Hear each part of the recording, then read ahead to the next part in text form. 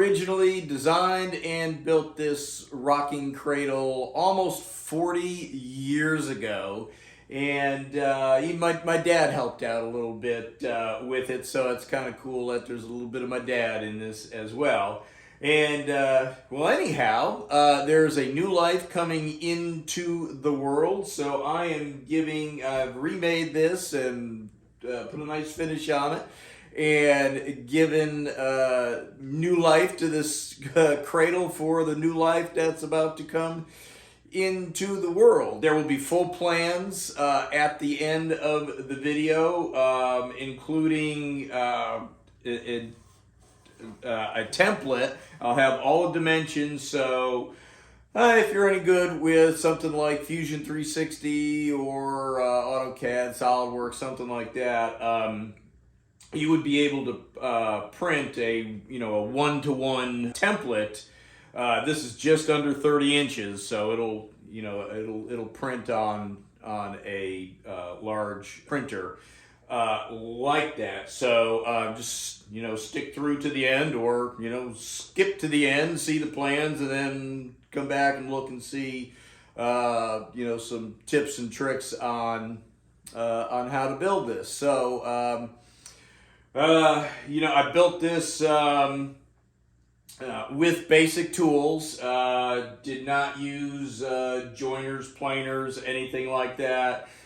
Skill saw, drill, jigsaw, clamps, glue, wooden pegs, and screws, or dowels. So if you've got some basic skills and some basic tools, you can build this. One of the most important things, if you notice, is the gentle rocking action of this. You'll notice it's just really rocking between here and about here, and then it stops, and you can rock it with you can rock it with just your pinky if you wanted to. But that's really important. Since I started redoing this about a month ago, I have looked online to see who else might have what, and mine, after all, is still unique. This is the only one you'll find out there like this, and a lot of them have this really like a rocking chair kind of rocker on the bottom, and that thing's going to be going bang, bang, bang, bang, bang, and poor baby's going to be going bang, bang, bang, bang, bang, and no, that's not good. So I will show on some grid paper, you'll get an idea of what that slope is, and you can basically, sanded it into into shape after the basic shape was cut out. So without further ado, let's get started. Okay, well, here is the template that I'll show again at the end. Oops, I gotta fill in a dimension there. And this is a full-size template.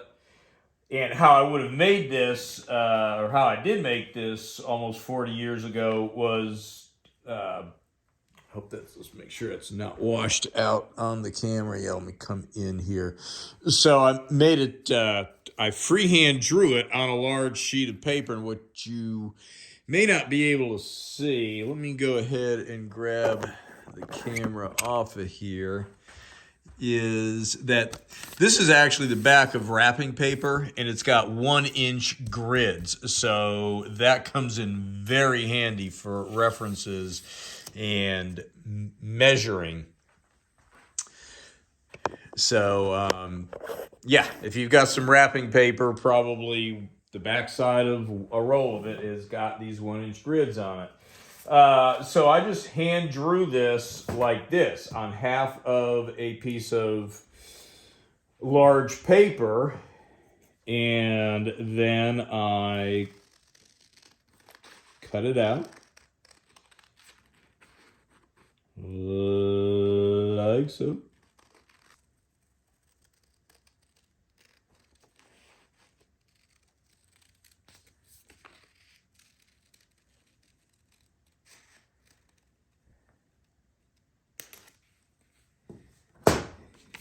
And these you can do with an X-Acto knife or however you choose to do that. And then open it up, and I had my full-size template to go ahead and lay down on the slabs of wood that I had glued together and then jigsawed it out. So that's how that works.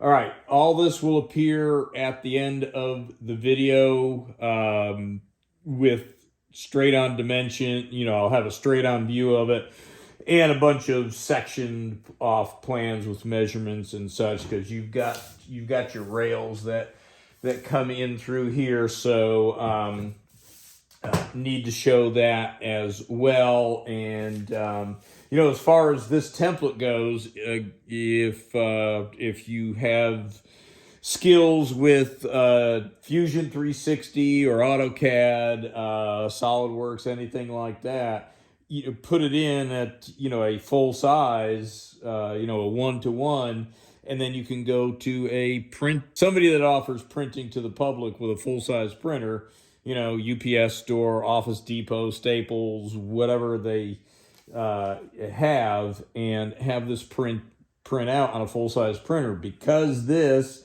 is just under 30 inches, you know, you can print out your template full size and then cut it out. Yeah, so this template will appear at the end of the video, as well as some detailed plans. I just have to add, as you can see, some more dimensions on there. But, you know, I'll put them up at the end of the video, and you can screenshot them and, you know, go from there. Okay, so you make your ends, your heart-shaped ends, by taking 4 pieces of, now this here is poplar, but I built it out of pine, as you can see, because I wanted, you know, this nice knotty pine graininess. If you're going to paint it, though, you can just build it out of poplar.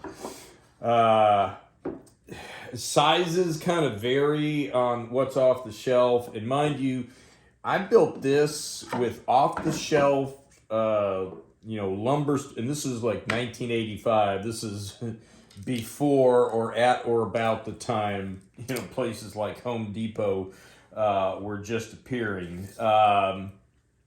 These are like right at 7 inches. I got these in a local hardware store, lumberyard type place. 1x8s are 3/4 by 7 1/4, and that's okay. Actually, bigger is better, because you're going to need like close to 30 inches anyhow, height and width. So you're going to make your 2 slabs, you know, on a nice flat work surface. You're going to have your 4 slabs of wood. I've just got 2 here, as you can see. You're going to, you know, do the usual, glue them together. You know, you just rough it up a little, just sand it a little bit, but you want to keep that factory edge. Again, this project is for making something nice like this without a lot of fancy tools like planers and joiners and stuff. You do need several clamps, and you're going to make 2 slabs, and you're going to clamp them together with several clamps, and you're going to make sure they're, you know, good and you're going to make sure they're, you know, good and level and flat this way, and pulled together tight this way. And do you clean up the glue kind of right away as soon as it, or as much as you can as it gushes out. And so you're going to make 2 slabs like this, and then lay your full-size cutout template on top, trace that, and cut it out with a jigsaw.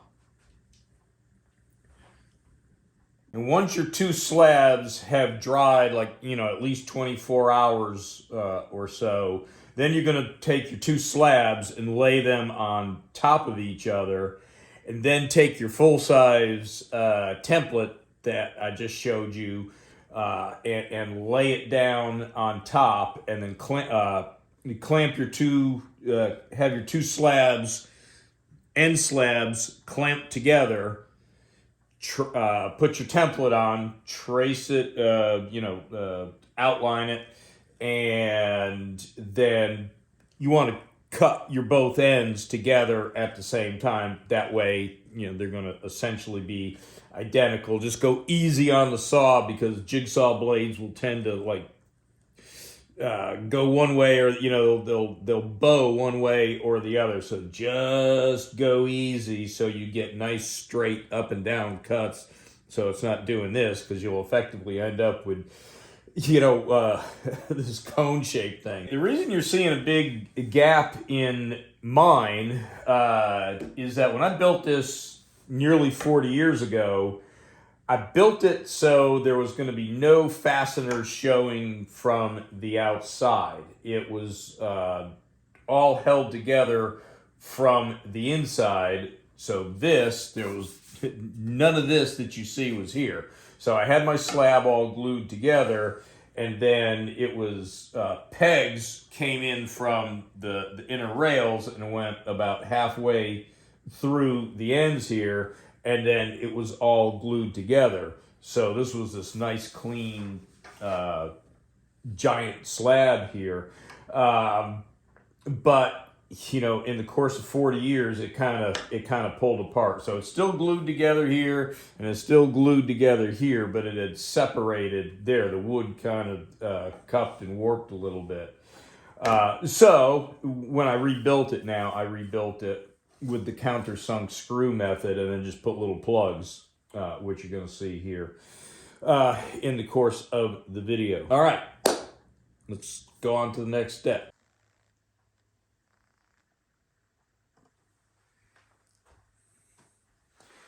Once you get your heart shape cut out, go ahead and establish a center line, and I would probably kind of do it on both sides. Leave your halves still clamped together, because you're gonna drill your pilot holes through, so your rails will be lined up in the right place on both sides. And you can see wherever you've got a seam, you can use a triangle to get your straight edge. So you want to key off that center lobe of that heart and go ahead and get your center line. And that is going to be helpful in positioning your wood pieces around to know where to outline and drill your holes. I'm going to flip over to the other side where I don't have these little plugs in yet, and you can see the screws down in the holes. Okay, this is a little introduction, apology in advance to the next section, which is the most critical in terms of getting this cradle to all line up and be symmetrical and such. But the method I came up with to do this is kind of crazy and confusing, and there might be a better way to do this, but this is the way I did this. I've got a mock-up and a demonstration, and the reason I'm having to use mock-ups is this thing's already built, and is honestly harder to show you how it was built than it would have been to show you how to build it. All right, let's get into it where we actually do that with the mock-ups. Measurements are going to vary a little bit between your build and mine, but I will have basic guideline measurements on the plans at the end. Essentially, these are 23-ish inches. I had some that were a little bit shorter, and of course the length of these and their placement affects the size of the opening at the bottom and the top. So keep that in mind, but use them as like a a starting point measurement, and then just kind of dial it in for yourself. So you've still got your two halves clamped together. Your two heart-shaped halves are clamped together. None of this is here. It's not built yet. And you want to start to try and get, actually, you want to get this angle figured out and matched for both sides. So what I would do is, have with your center line established, you've got a reference from center to one side to the other as to where to shift. Look for about 17.5 inches opening at the top and about 10 inches, and that's the inside to inside. I'm going to show you that in a second with this tape. I'm going to simulate that. But what I would do is take your wood and use those reference measurements and get your wood in place, and then lightly trace out where that is, and now you'll have your line as to where to drill these holes. You can't really measure too much up from the bottom, except just as kind of a basic guideline, but it's about 1.5 inches up to the end of this, up underneath this rail. Up underneath is about 1.5 inches, but again, depending on how you shape and sand and whatever, that could vary that. But you should be in around that point with a 23-inch long piece, and then using the 10 and 17.5 inches. So what we're going to do is I'm going to take that out of the way, and I'm going to lay these pieces of tape in here to kind of simulate drawing this out, so it'll help make a little bit more sense.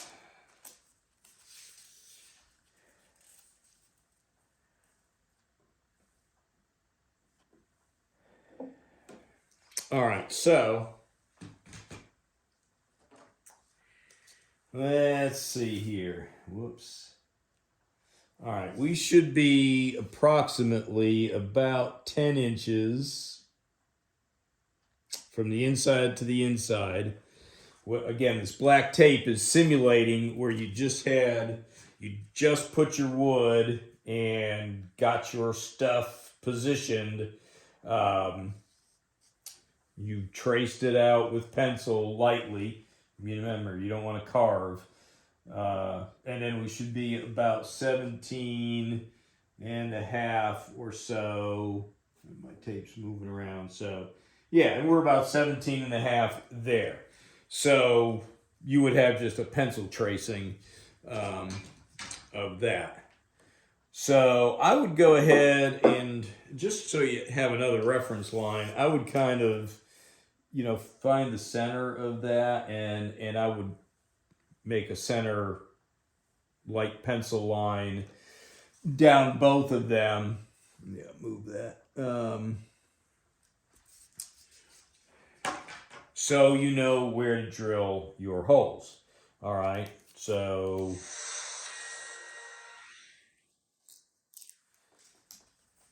all right, and get these out of the way. So we're going to pretend we have a pencil outline of our 23-inch pieces here. And, just selectively, I came up about, I think I'm about 1 inch up from the bottom, and maybe 1.5 inches down here. Then it's like 2.5 to the next one. This one's a little because you want to cross over that. Wherever you've got them your pieces joined, you want to be far enough in from the end of that. And just kind of, equally spaced. If you just visually do it, drill a 7/64 pilot hole. So drill a 7/64 pilot hole. Like I said, you know, come up wherever your outline is for this block. Come up about an inch on that end, and yeah, I think I'm about an inch and a half in on this end, and then you know, once you get that hole drilled, then go ahead, drill them all. Just make sure you're away from the edge of wherever you've got them. Try to be at least an inch off wherever you've got them joined together. And remember, this split apart from my original build, and I've since gone back and built it this way. So this is still joined, and then all of this is still joined here. So go ahead and drill your 7/64 hole, because you're going to use a let me show you that screw. So once you get all your holes drilled all the way through, and remember your two halves are still clamped together, so you're drilling into both sides. Both halves, you're marking this pattern. If you wanted to, what would kind of make it easier, and there's a dozen different ways, or at least 3 or 4 ways you can do this. See, I've got this marked as my side one outside, but remember, you're gonna have your pencil line there. You can position your wood within that. And this now can be your side to inside. You know, separate your halves. You can unclamp them now. Go ahead and locate your 2 pieces within the drawn box. And this was side 1 outside. It could now become side 2 inside. Right, so again, on your actual, this is just a little mock-up of a part of the heart. With some bigger clamps, you're going to be able to get to the very end of each end. So, you know, up there and down here, if that's all shown. Yeah, up there is effectively this, and you know, this is covered up down here. You'd be able to come in from either here or up underneath and clamp that in place. But since this is the clamp I've got handy, I'm just going to show this here. All right, so you'd have your piece clamped in place. This is going to be our inside rail.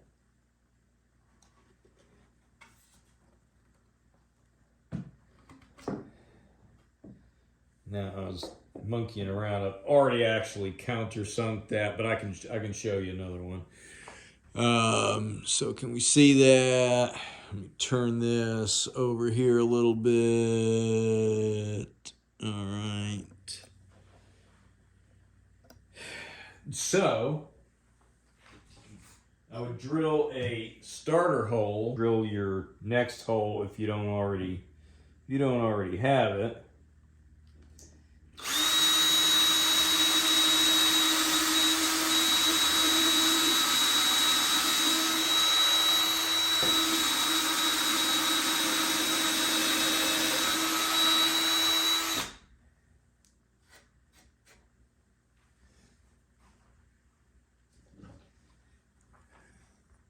All right, you can do your countersinking at any time and all your pilot holes. At some point, they're going to need to be in there. So whenever you do them, you know, I don't think it's all that critical, just as long as they get done.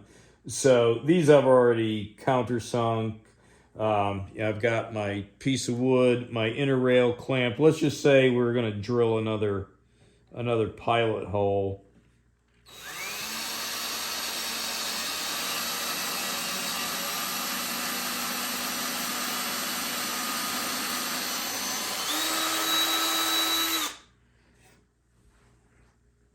right, so we would do that, and because what you can do is you can, if you haven't countersunk everything and you just want it basically held together, you can run some screws in just to get the rails in place, right? And then you can come back. Where's my 1.5 inches?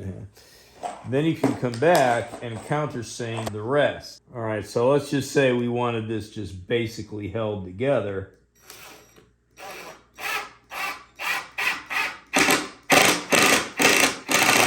And for argument's sake, we'll say that these were spread out near the end. Okay? But you could tack this thing together. All right, and have your... So now...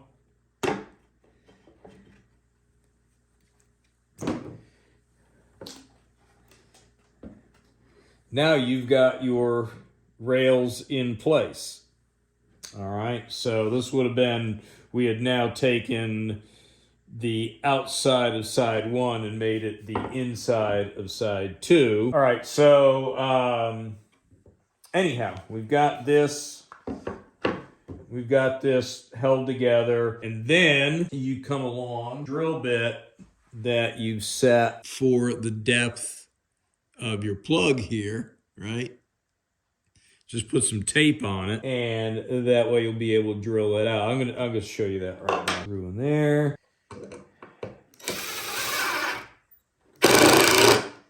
All right, that's together. All right, then if we want them to come back and countersink, we pull out. Whoops.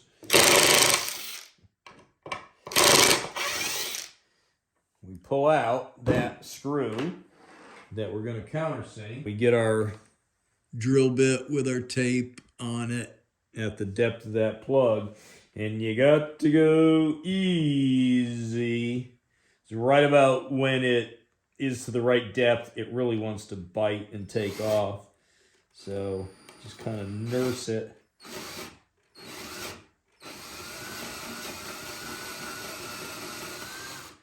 You know, don't let it pull in like it wants to, kind of hold back on it. You know, if you have an actual countersink, that I'm sure would be much better than this. But this is how I built it 40-ish years ago, and I'm showing you how I did that. Now you've got your whole countersunk.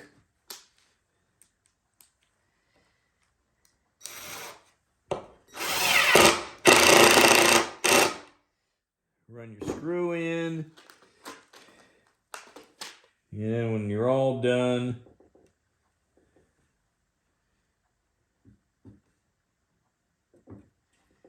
you put your little cover in there. And I will take, I don't want to pound that all the way in because I want it back. I'll put like a paint stick, lay a paint stick over that and tap it with a rubber hammer. Hold on, let me show you. No, I'm not going to actually do it because I want this plug back. And I could get it back, but I just don't want to dig it out.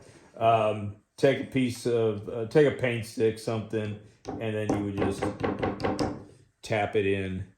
In fact, you know what? Let's show that over. Let's show that over here. So we put a little plug in there. Make sure we are catching all that. Which one is it? There it is. Yep. All right. So I would put the little plug in and then, and whoosh, it's in. Yay.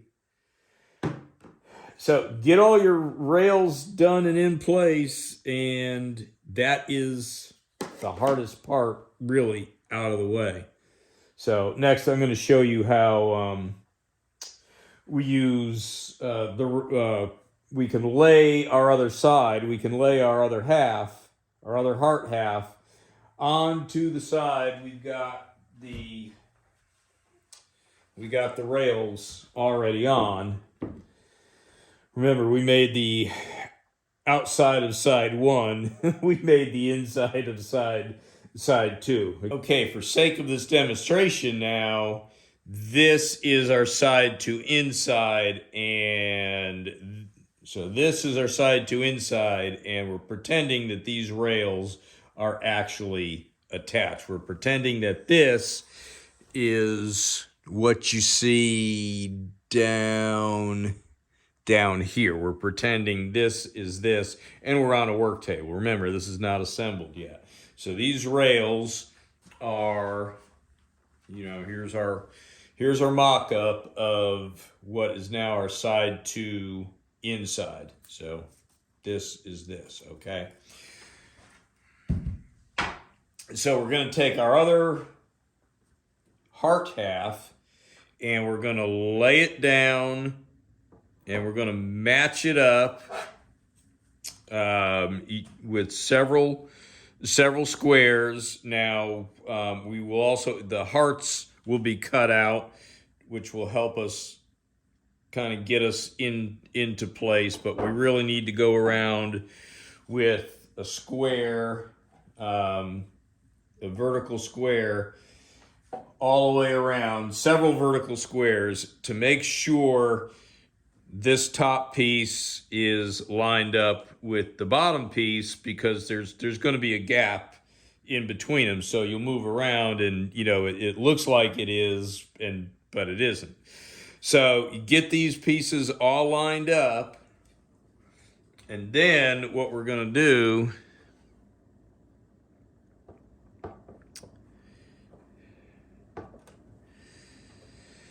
is, with a pencil and a good sharp point, we're going to come up underneath and we're going to go along the rails wherever we can get, and we want to get at least two, as long as we get two perpendicular edges, wherever we can get with the pencil up in there.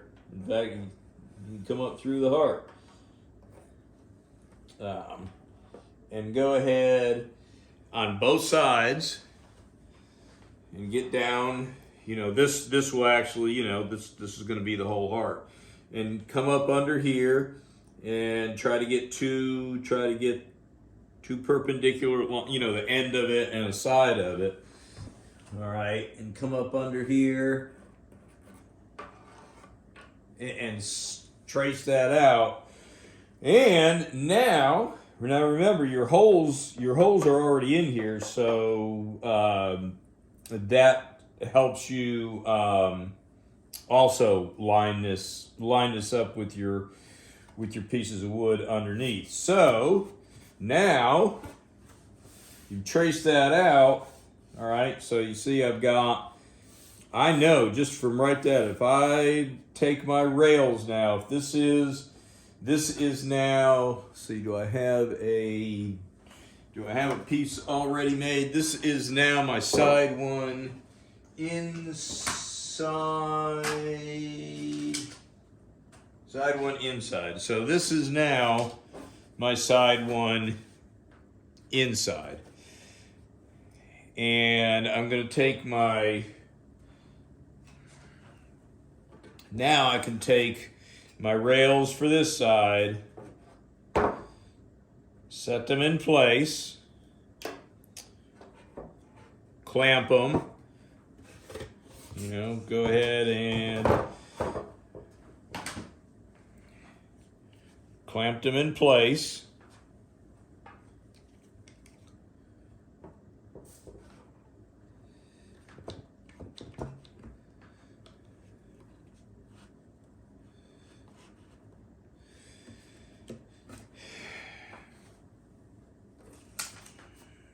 Again, this is our side 1 outside, and we will have our holes. I hope that's showing. So those little pencil marks, those are we will have our holes, and we'll have these rails placed exactly where they need to be on the inside. And now we've got our holes where we can drill from the outside.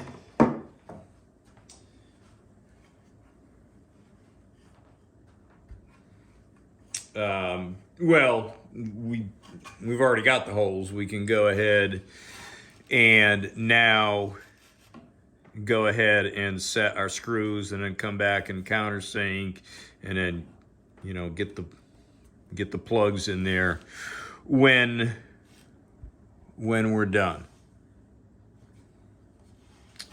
So I hope all that makes sense. It is confusing, and I've had to go over this 100 times myself to try and script this out. So now we were going to move on to getting the sides on. Once we have all the rails in place, that is the hardest part, and now we can go ahead and get the sides on and tie this together. Okay, yay, you're still here. Congratulations. We've made it through that terribly confusing method that I came up with to get the inside rails on and to get both sides symmetrical. If you've got a better way, go ahead, put that in the comments. It will not hurt my feelings. The main goal is here we all help each other, and if you want to build one of these, for your own child or a friend's child, a grandchild, this will give you some basic guidelines and inspire you how to do that. So anyhow, here we are. We've got our inside rails on. Go ahead and, you should have all your other wood cut out right now. So these are 30 inches. It's 30 inches inside to inside. They're 7-inch planks like we're using everywhere else, 3/4 thick.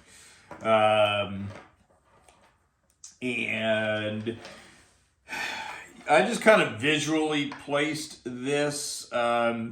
So it's going to be somewhere between 4 and 4.5 inches up from the bottom, and we need to set the bottom on both sides, so we need to set this lower side panel on both sides so we can then get our bottom situated. And you'll see the thing is, believe it or not, it is square. Bet you weren't expecting that. So go ahead, get visually get it where you want it. Like I said, it's going to be approximately 4.5 inches up, and it's going to give you about the same on the top. Yeah, like I'm at 4 3/8 there on the top, 4.5 there. So go ahead and get it placed, and then go ahead and have clamps. Clamp it in place, and go ahead and drill your 7/64 hole. Sink those screws in, and you're going to come back and countersink. But for right now, we just want to get the thing together. So then flip it over to the other side. Get a level on it. Let's see here.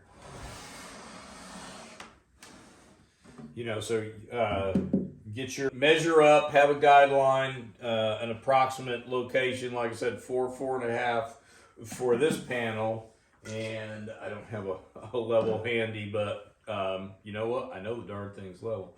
Go ahead and you're going to be working with this panel. Make sure it's at the get it as level as you can. Do the same thing, clamp it, drill it, and screw it, and then you can come back and countersink and put your screws back in. I would say once you got everything located, and then you're going to go ahead and put your put these panels get these panels in place, and then we're just gonna set the bottom. So let's go ahead and move on to getting this bottom situated. Building the bottom is kind of like building the ends in terms of making a slab. And again, lumber sizes could vary, or you can cut this, in a table saw and rip it to length or rip it to width.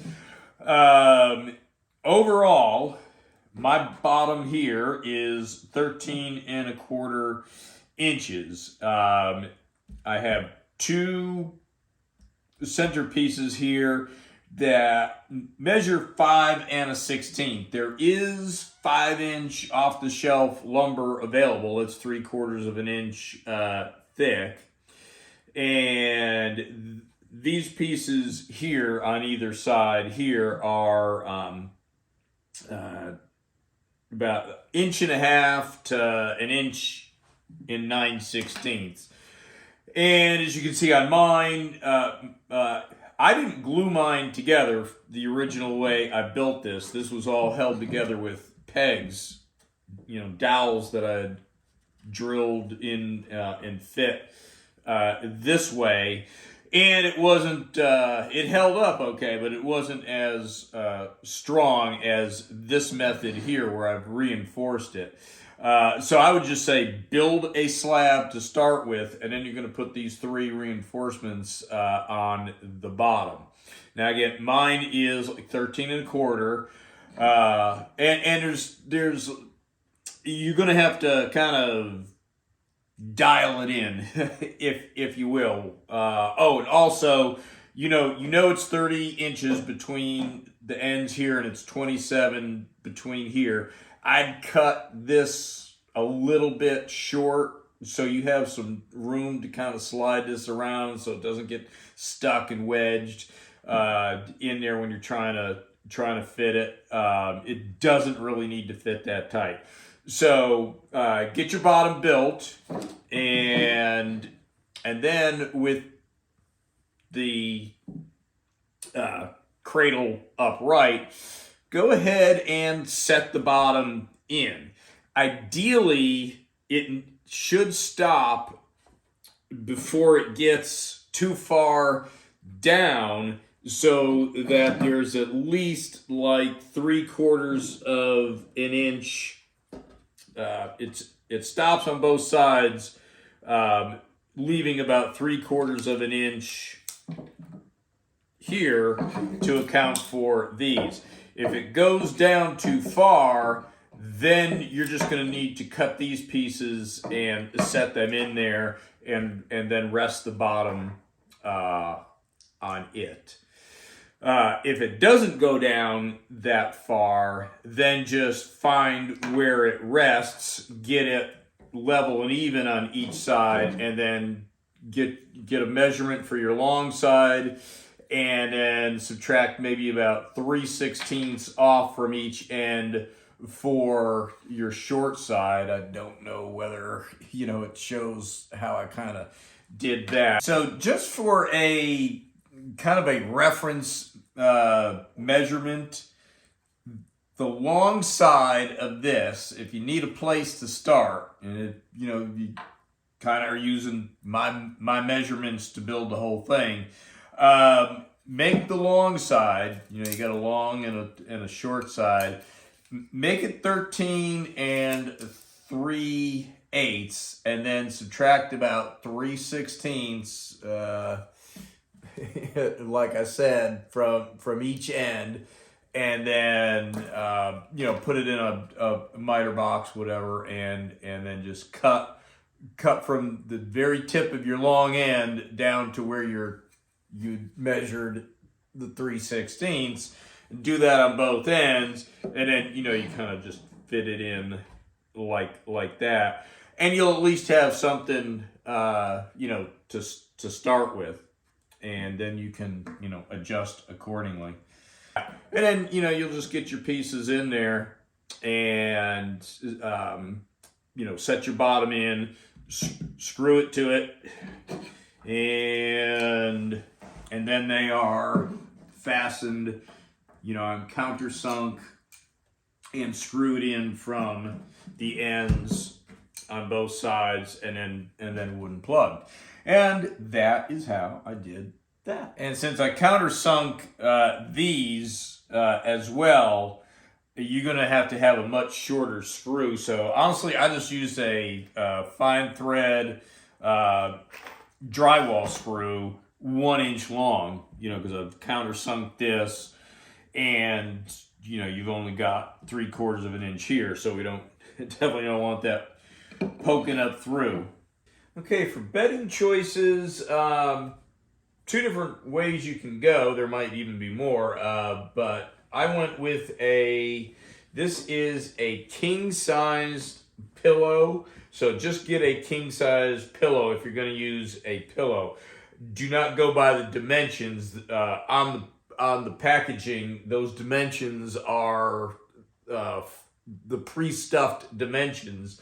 So a king, it'll actually say is 36, but actually it works out to just about 30, which is what it is between here and here. So this is just a king-size pillow. I've got a pillowcase on it for extra protection, and these are bassinet sheets, which measure, I think, 30 by 16 or so, and they fit perfectly on the king-sized pillow. Or I think what we actually did 40-something years ago,